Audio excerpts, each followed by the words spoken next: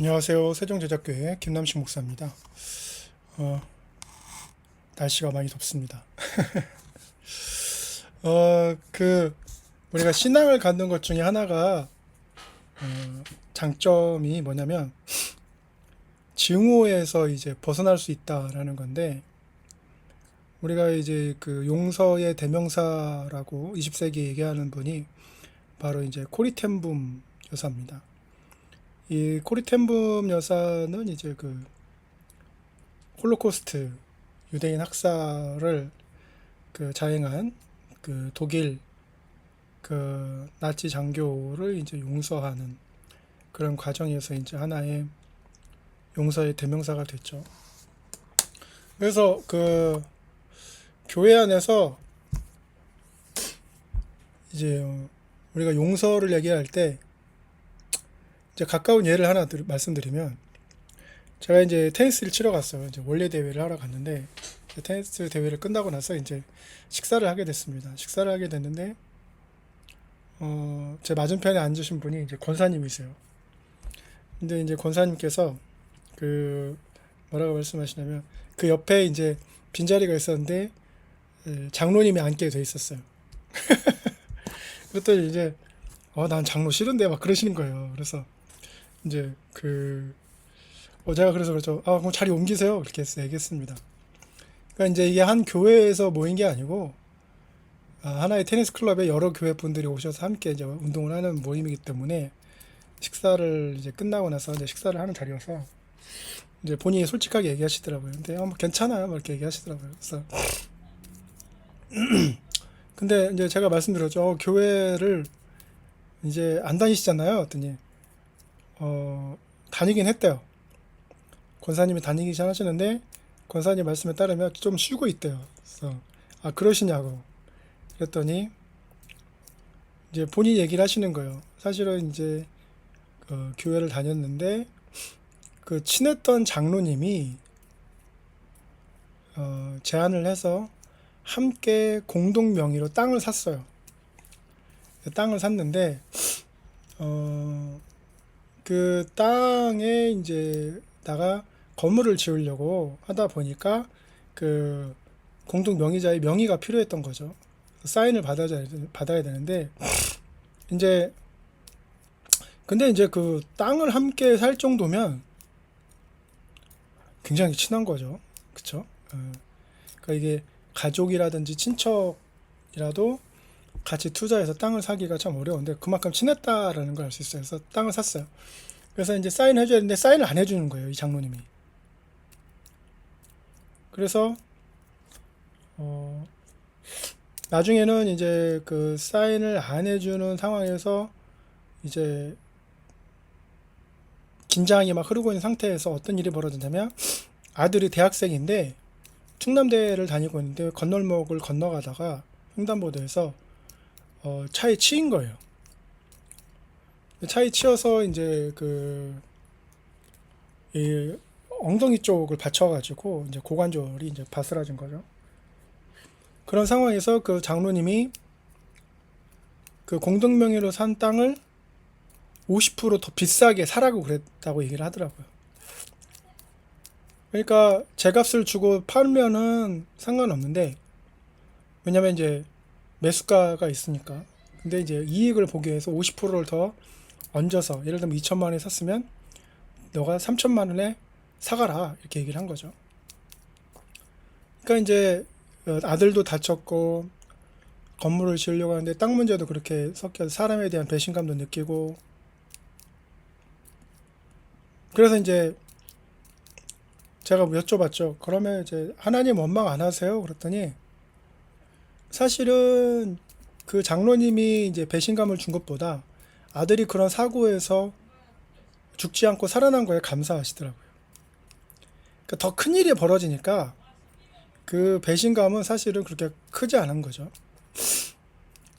그래서 결국엔 50%를 더 주고 이제 그 땅을 사셨고, 근데 이제 아들 문제가 정리되고 보니까 그 장로님을 보면서 한 교회에서 예배 드리기가 껄끄러운 거예요. 그래서 이제 제가 거기 이제 많은 목사님들이 앉아 계셨으니까 그러면 주일마다 여기 있는 목사님들 교회도 한 번씩 가서 돌아서 예배 드리라고 이렇게 얘기를 말씀을 드렸죠. 자, 이겁니다. 우리가 용서할 수 없을 때는 그만한 이유가 있어요. 그만한 이유가 있는데 특히나 이제 돈 문제가 관련됐을 때는 그렇습니다. 그래서 제가 어렸을 때도 보면은 정말 그 신앙 좋아 보이는 이제 집사님이 계셨는데 서점을 하셨어요. 서점을 하셨는데 정말 누구에게도 다 정말 럭셔리하게 보이시고 막 다 했어요. 근데 그 당시 기억으로는 이분이 또 보험을 하셨나 봐요. 보험을 하셨는데, 그러니까 이제 보험 아줌마에 대한 이제 인상이 안 좋은 그런 부분이기도 하지만, 이분이 보험을 하시면서 사람들에게 이제 또 많은 돈을 빌리셨나 봐요. 돈을 빌리시고 하룻밤 사이에 이분이 이제 온 가족이 야반도주를 하게 된 거예요. 그 사람들은 충격을 받았죠. 왜냐면 정말 신앙 좋은 가족이었고 그 남편분도 되게 신앙이 좋은 분이셨는데, 제가 어느 날 이제 어렸을 때지만 중학교 때인가 그럴 거예요. 근데 이제 길을 가다가 밤에 그 남편 되시는 집사님을 중앙로에서 이렇게 뵙게 된 거예요. 근데 술이 취해가지고 비틀비틀 하시면서 이제 집에 가시더라고요. 좀 충격을 받았어요. 저렇게 신앙 좋으신 분이 술을 취해서 저렇게 가시나 이렇게 했는데, 그리고 나서 얼마 되지 않아서 이제 야반도주한 거죠. 왜냐면 이제 부도가 난 거예요. 그러니까 쉽게 말하면 빚을 못 갚아서 도망간 거죠. 자, 이랬을 때 교회 안에서 돈 문제로 또 그랬을 때, 그러니까 이게 이제 신앙생활하기가 쉽지 않죠. 우리가 꼭 돈 문제가 아니라도 일을 하다 보면, 사람 관계 맺다 보면 또 자기가 하지 않은 말로 인해서 이제 상처받고 막 이럴 때도 있잖아요. 그러면 이제 거기에 열받아가지고 그럴 때도 있고, 제 후배 하나도 이제 그런 유에 하나 속하는데 말에 상처를 받은 거죠. 그러면 이제 아기 때는, 우리가 초중고 학생일 때는 이 속사람이 유연성이 좀 있어요. 그래서 좀 그렇게 할 수 있습니다. 그리고 이제 대학생 때도 유연성이 있어요. 근데 이제 결혼하고 좀 이렇게 시간이 지나고 40, 50대 되면 유연성이 떨어져요. 그래서 자기의 이렇게 딱 틀이 있습니다. 딱 틀이 있어서 이 틀 안에서 벗어나면 쟤는 이제 상종할 사람이 아니구나, 이렇게 해서 그 딱 고정관념이 생깁니다. 그래서 이제 50대 정도 되면 그 틀에 맞지 않는 인간관계는 정리하게 돼 있어요. 그래서 이제 그런 건데, 베드로가 예수님한테 질문을 하죠. 아무래도 이제 제자들 간에 서로 싸웠을 수도 있고 서로 마찰이 있을 수도 있죠. 근데 이제 보통 우리가 새로운 관계를 시작하면 최소 6개월, 최대 3년이 이제 허니문 기간이라고 해서 좋을 때로 좋죠. 근데 이제 보통 이런 그 부부 관계가 아닌 이상은, 부부 관계는 한 3년 정도 갈 수 있지만 어떤 일적인 관계를 만나면 사실 6개월간 허니문 갖는 것도 좀 힘들어요. 한두 달, 최대 6개월일 수도 있고. 근데 이제 트러블이 생기죠. 그럴 때 이제 얼마만큼 용서를 해야 되냐, 그런 얘기가 나올 수 있죠. 그때 예수님께서 뭐라고 하시냐면 70번씩 7번 얘기합니다. 베드로는 7번 용서하면 됩니까? 하루에 많이 하는 거잖아요. 근데 70번씩 7번 해라, 이렇게 얘기하는 거예요. 그러니까 490번이죠. 우리는 거기서 딱 멈췄어요. 490번에. 근데 이제 조금 더 우리가 깊이 생각해 볼 건 뭐냐면, 베들레헴, 예수님이 태어나신 장소 베들레헴을 이제 히브리 숫자로 환산을 하면 어떻게 숫자가 나오냐면 490 나옵니다. 예수님께서 태어나시는 장소가 뭘 상징하냐면 바로 용서를 상징하는 거예요.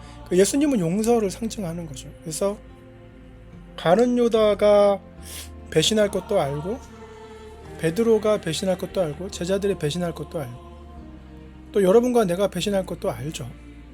그런데 예수님께서는 490번, 그래서 우리가 하루에 카운팅 해가지고 490번 용서하면 되는 거냐, 이제 그건 아니고 바로 예수님이 용서다라는 거죠. 그래서 우리가 주기도문 할 때 우리가 죄 지은 것을 용서하여 준 것 같이 우리 죄를 용서하여 주옵소서. 그러니까 우리도 용서할 테니 하나님도 우리를 용서해 주십시오. 이렇게 기도를 하는 겁니다. 근데 이제 그 데나리온 비유를 보면 빚을 진 사람이 탕감받고 그보다 더 적은 빚을 진 사람을 용서하지 못해주죠. 탕감하지 못하죠. 그게 딱 그 고정관념 테리토리에 딱 들어간 거예요. 그래서 왜냐면 자기가 용서를 받았지만 용서해주지 못하는 게 뭐냐면 자존심의 상처를 받았다 이거죠. 그 자존심의 상처가 있으면 이제 용서가 안 되는 거죠. 그 용서를 할 수 있는 유일한 방법은 뭐냐? 예수님을 기억하면 된다라는 거죠. 그 외에는 방법이 없어요.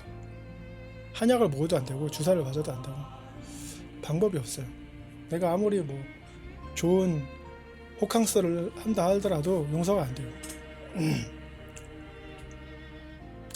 그 490을 얘기하는 것은 바로 예수님을 상징하는 것이고 그 예수님을 기억하고 예수님이 우리를 위해서 행하신 일을 기억해야만 용서가 가능해요.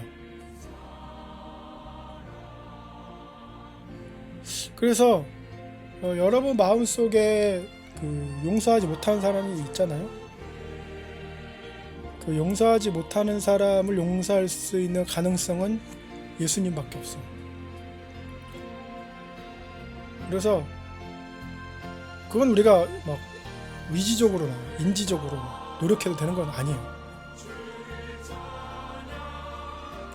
그럼 어떻게 해야 되냐? 방법은 하나예요. 하나님, 예수님처럼 용서하게 해주십시오. 이게밖에 없어요. 그게 언제 이루어질지 몰라요. 어떻게 이루어질지 몰라요. 예수님이 카운셀러니까 예수님께서 우리 꿈에 나타나셔 하든지 뭔가 방법을 하시겠죠. 근데 우리가 어떤 인공적으로 뭔가를 할 수는 없어요. 기도밖에 없는 거예요. 예수님을 기억한다. 그래서 그런 마음속에 막 올라올 때 있잖아요. 화가 오르고 용서 못하고 올라오는 감정이 있을 때마다 그때 딱 한 가지만 우리가 마음속에 입술로 되뇌면 됩니다. 예수님. 그러면 그 증오와 분노가 사그라들 거예요. 그래야 일단 내 몸이 건강하죠. 내가 스트레스 안 받고. 그 사람과의 관계의 개선이라든지 이런 것은 이제 예수님께 맡기고 기도하면 되는 것이고. 그래서 일단 그런 마음이 올라오고 막 분노가 일어날 때마다 예수님이라고 얼른 말하는 게 굉장히 중요합니다. 490 꼭 기억하시고, 그래서 먼저 스스로에게 독약을 퍼뜨리지 마시고 예수님이라고 외치시고, 그리고 사탄에게 기회를 주지 마세요. 그런 분노에 휩싸여서. 그래서 스스로의 건강과 스트레스 제로에 도전하는, 그래서 예수님이라고 외치시면 일단은 내가 피해를 입지 않아요. 일단은 내가 피해를 입지 않고, 두 번째로는 관계 개선에 대해서 불강력적이니까 그건 하나님께 맡기시면 하나님께서 이제 길을 열어주실 겁니다. 그 해결책은 하나님만 하십니다. 감사합니다. 축복합니다. 세종제작교회 김남신 목사였습니다.